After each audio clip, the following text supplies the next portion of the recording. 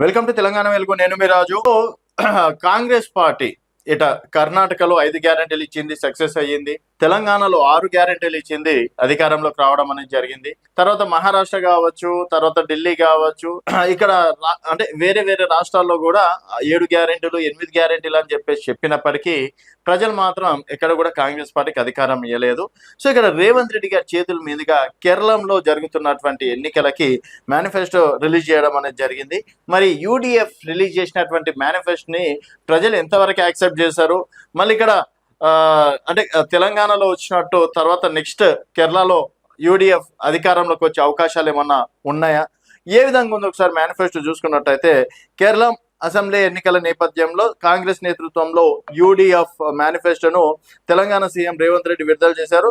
తెలంగాణ తరహాలోనే మహిళలకు ఉచిత బస్సు ప్రయాణం హామీ చేర్చారు. సో ఇక్కడ మన తెలంగాణలో ఏ విధంగా అయితే ఫ్రీ బస్ మహిళలకి ఉందో అదేవిధంగా కేరళలో కూడా ఫ్రీ బస్ మేనిఫెస్టో కూడా చేర్చడం అనేది జరిగింది. తర్వాత వచ్చేసి విద్యార్థినులకు నెలకు 1000 సాయం.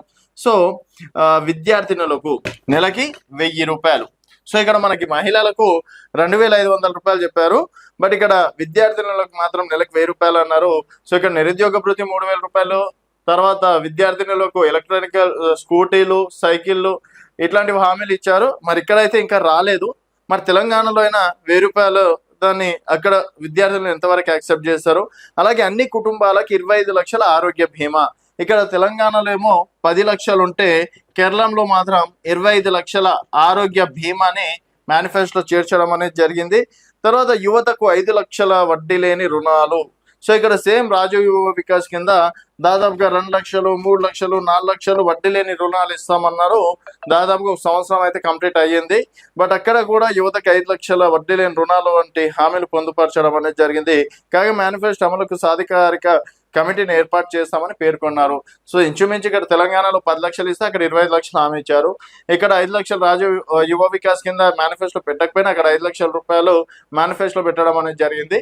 ఇక్కడ మహిళలకు 2500 రూపాయలు అన్నారు, అక్కడ విద్యార్థినులకు 1000 రూపాయలు అని చెప్పేసి చెప్పడం అనేది జరిగింది. సో ఫ్రీ బస్ ఇక్కడ తెలంగాణలో ఏ విధంగా ఉందో అదే విధంగా ఇక్కడ కేరళంలో కూడా ఫ్రీ బస్ మహిళలకి మేనిఫెస్టోలో పెట్టడం అనేది జరిగింది.